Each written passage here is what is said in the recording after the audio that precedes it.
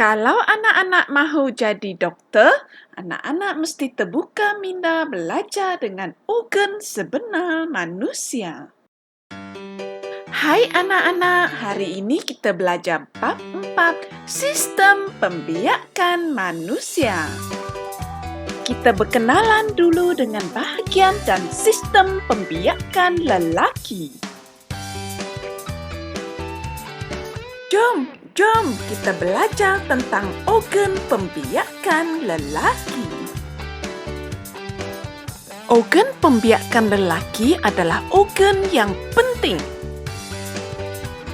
Tetapi mengapakah ia dicipta tergantung-gantung di luar badan?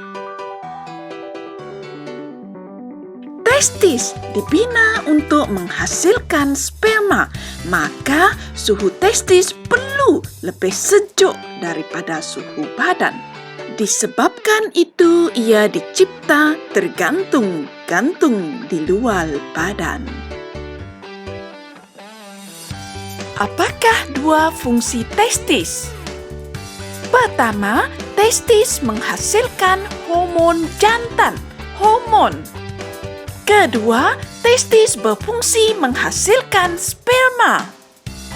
Sekarang kita berkenalan dengan apakah itu skrotum. Skrotum ialah kulit berlapis-lapis yang memegang dan melindungi testis. Skrotum. Apakah fungsi skrotum? Skrotum memegang dan melindungi testis. Skrotum. Skrotum berfungsi seperti cushions, melindungi testis daripada hentaman.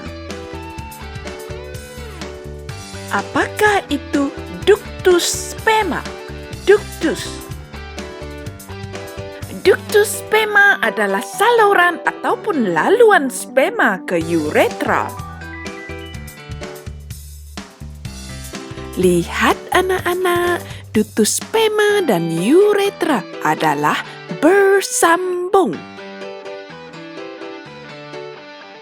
Oleh itu, ductus sperma adalah jalan ataupun laluan bagi sperma pergi ke uretra.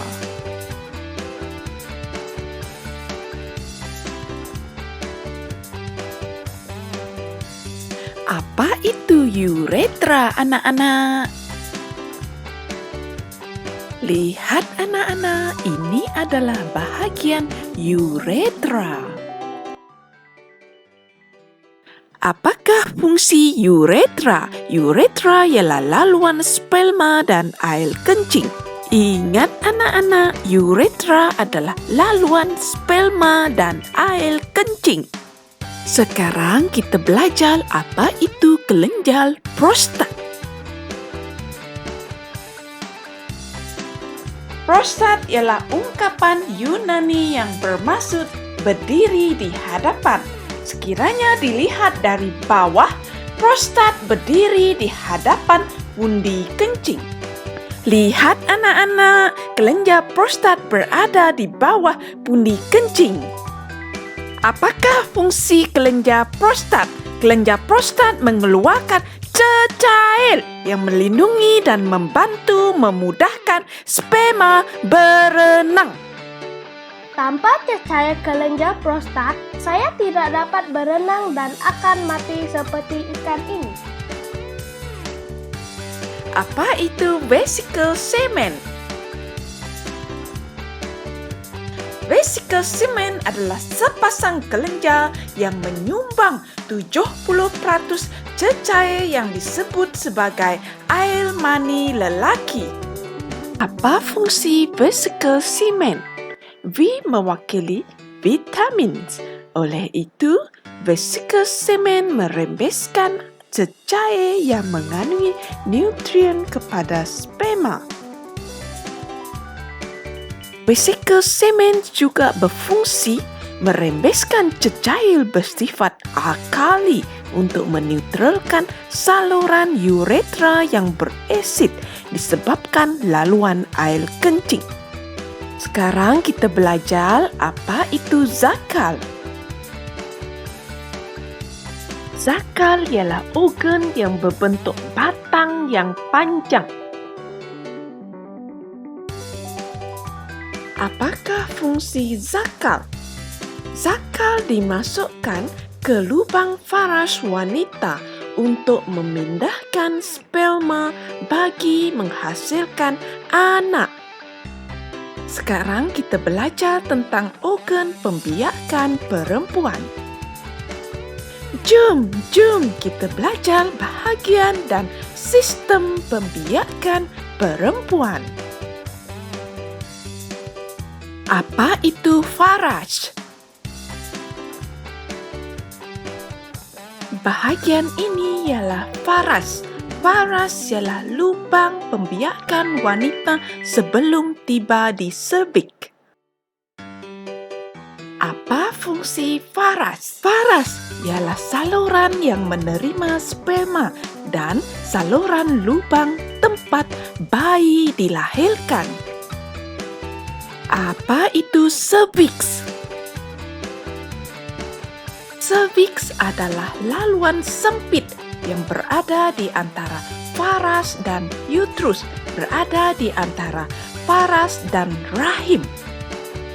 Apa fungsi serviks?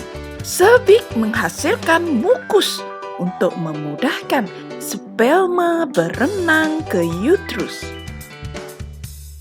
Mengapakah pelajar perempuan di tingkatan 1 perlu mendapatkan suntikan imunisasi HPV?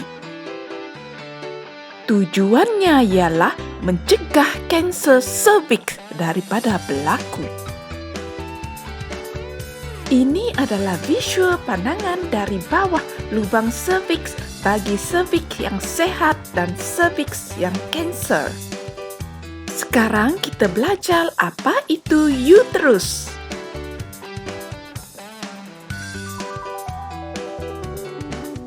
Uterus ialah tempat embrio membesar dan berkembang. Apa itu ovari? Ovari ialah kelenjar yang bujul kecil terdapat di dua sisi rahim. Apakah dua fungsi ovari? Ovari menghasilkan hormon seks perempuan. Ovari juga menghasilkan ovum, yaitu sel pembiakan yang bergabung dengan sperma membentuk anak. Apa itu tiup falopio? Tiup falopio ialah tiup yang panjang menghubungkan ovari dan uterus. Apakah fungsi tiup falopio, anak-anak? Tiup falopio ialah tempat pertemuan sperma dan ovum berlaku. Ingat anak-anak, tiup falopio ialah tempat persenyawaan ovum dan sperma. Banyak kan maklumat? Dapatkah anak-anak ingat? Sekarang kita rumuskan apa yang kita belajar. Persamaan di antara kelenjar prostat dan vesikel semen, kedua-duanya menghasilkan bendalel. Tetapi kelenjar prostat menghasilkan bendalel yang melindungi sperma, manakala vesikel semen, V mewakili vitamin, menghasilkan bendalel yang memberi nutrien kepada sperma. Sekarang kita bandingkan ductus sperma dan uretra untuk mengukuhkan pemahaman Anda. Kedua-duanya ductus sperma dan uretra merupakan laluan bagi sperma. Perbezaannya ialah ductus sperma adalah laluan bagi sperma sahaja, manakala uretra pula adalah laluan bagi sperma dan air kencing.